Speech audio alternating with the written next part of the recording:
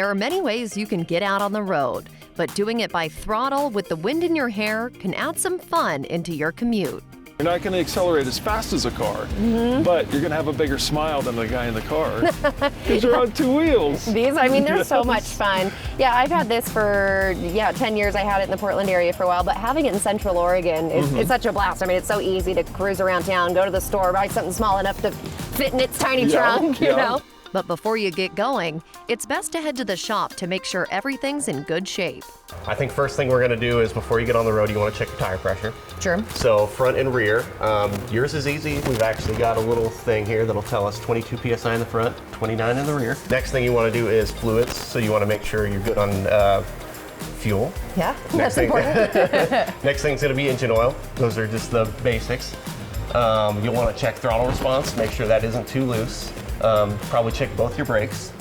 Never a bad idea to check suspension, just to make sure everything's tight, nothing's loose. It's important to inspect your scooter at home as you're getting ready to ride. Pro Caliber Motorsports can help when it comes to regular servicing. We recommend at least once a year, and that's even if it sits, because of the way oil tends to break down. And then, of course, it'll depend on the vehicle that you're running and the RPM range.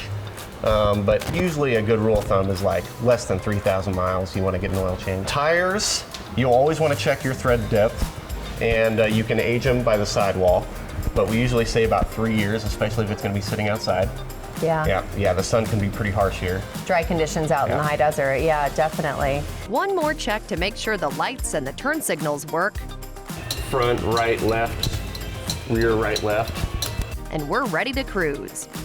It's a beautiful summer day in Central Oregon, so we're taking the long way around town to extend the ride and see the road from a different angle.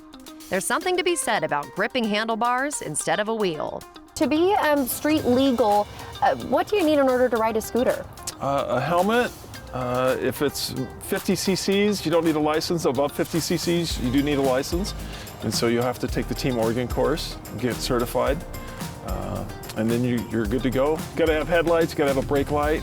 Most of them get registered with DMV. Yeah, right. And the ability and the desire to ride one. Explain what CCs is for folks who don't know what that means. That would be the size of the engine, 50 cc's.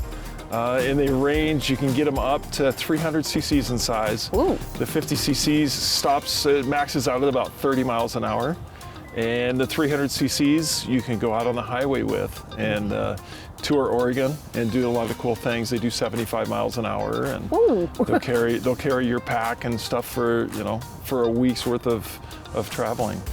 My Yamaha Vino is a 125cc scooter, so I was required to take the Team Oregon course in order to get my motorcycle endorsement.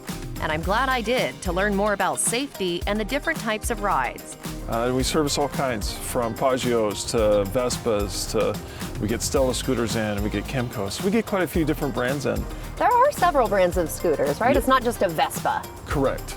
But Vespa is the most popular name to call them all. No matter who makes the scooter, you'll enjoy getting better gas mileage than a car and a fun, alternative way to get around town. You know, we just came from Pro Caliber, kind of running around the east side of town, up here to Pilot Butte, which is such a great pit stop. I mean, couldn't beat today. Oh, it's a wonderful day with the view. Yeah, totally. But I think it's time to go grab some lunch at a food court. Lunch would be great. Let's do it. Let's do it.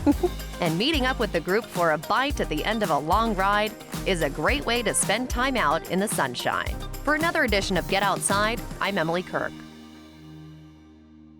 Thanks for watching. If you liked this video, be sure to give it a thumbs up. Hit the subscribe button and ring the notification bell so you don't miss out on more videos from Central Oregon Daily News. And for more news from the high desert, just visit centraloregondaily.com.